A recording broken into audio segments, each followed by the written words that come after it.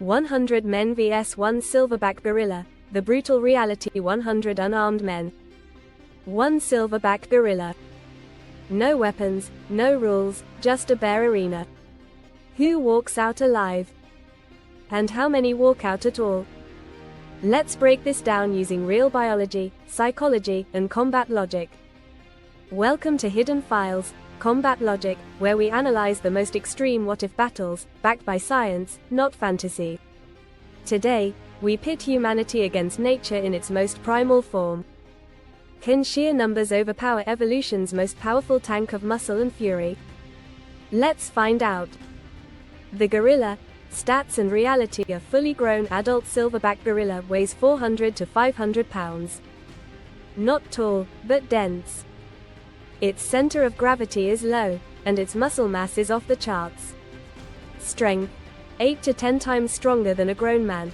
Bite force. Approximately 1,300 psi, stronger than a lion. Speed. 20 miles per hour in short bursts.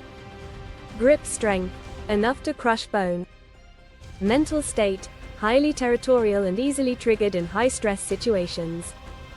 And unlike a human, a gorilla is built for violence. It doesn't flinch. It doesn't hesitate. It charges and disables threats in seconds. The humans, WHO, are the 100. Let's define 100 men.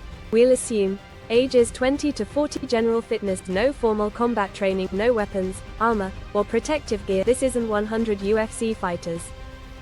This is your average guy. Construction workers, gym bros, desk workers, college students.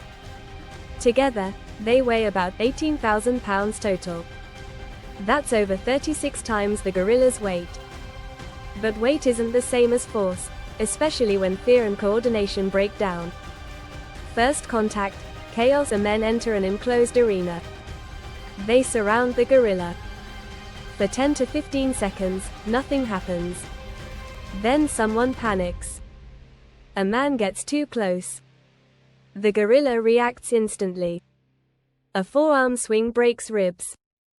A bite takes off a hand. Screaming erupts. Panic spreads. People begin to run. Some freeze. Others charge blindly. But there is no plan, no discipline, just fear. The gorilla starts moving. It grabs. It throws. One man's body slams into another. Two are unconscious within seconds. In the first 60 seconds, 10 to 20 men are out. Injured or dead. The numbers game. So what if they regroup? In theory, if all 100 men attacked at once, they could overwhelm the gorilla. But that requires 360-degree coordination, self-sacrifice by the first 20 to 30 men, absolute fearlessness. That's unlikely. Humans are biologically wired to avoid danger, not run into it. No one wants to be first. Those who hesitate die. In real combat, even trained soldiers struggle to act without orders or formation. 100 civilians. It becomes a mob.